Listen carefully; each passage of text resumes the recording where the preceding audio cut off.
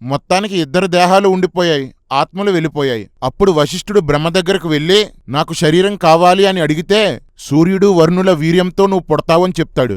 దరిద్రులారా, పోరంబోకులారా, గాలికి పిల్లలు పుట్టించారు, తోకకి పిల్లలు పుట్టించారు, ఇప్పుడు ఇద్దరు మగాళ్ళ వీర్యానికి పిల్లలు పుట్టిస్తారా? ప్రపంచంలో లేని దరిద్రమంతా మీ రామాయణంలోనే ఉందరా. అందర్నీ సృష్టించిన మీ బ్రహ్మ వశిష్ఠుడికి ఒక శరీరం ఇవ్వలేడురా? ఎదవ రాతలో మీరుని. అప్సరసల్లో అందగత్తె అయిన ఊర్వశి తన చిలికత్తెలతో అనుకోకుండా వరుణలోకంలోనికి వచ్చేస్తుంది. ఆ లోకాన్ని పగలు వరుణుడు, రాత్రి సూర్యుడు ఏలుతుంటారు.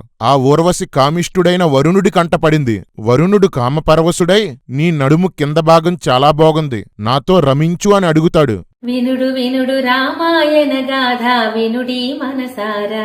అందుకు ఊర్వశి, వరుణా ఏమనుకోకు, ఇందాకే సూర్యుడు నన్ను ఏసేశాడు, అతని వీర్యాన్ని బ్రహ్మ ఇచ్చిన ఈ కుండలో పెట్టుకుని తిరుగుతున్నాను అంటుంది. నా శరీరం సూర్యునిదే కాని నా మనసు నీదే అంటుంది. అందుకు వరుణుడు, నేను కూడా నీ దగ్గరకు వచ్చి ఆ కుండలో కార్చేసుకుంటే నిన్ను అనుభవించినంత ఆనందం కలుగుతుంది అంటాడు. ఊర్వశి సరే అంటుంది.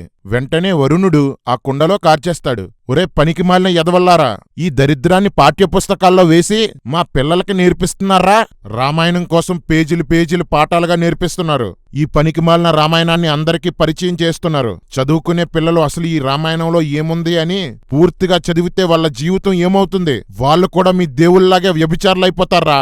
మీ సీతారాముల్లాగా తాగుబోతులవుతారా? రామాయణంలో ఉన్న వాళ్ళలాగా ధర్మం తప్పే దరిద్రులవుతారా? తీసేయండ్రా పుస్తకాల్లో నుండి ఈ చెత్త రామాయణాన్ని. రాముడు రాముడు అంటున్నారు కదరా, మీ రాముడు ఎన్ని బూతులు మాట్లాడుతున్నాడో చూడండి. మీ దేవుళ్ళు కార్చుకోవడానికి బ్రహ్మ కన్యల్ని కుండల్ని సప్లై చేస్తున్నాడ్రా. ఇంకో పనేం లేదేంట్రా మీ సృష్టికర్తకే?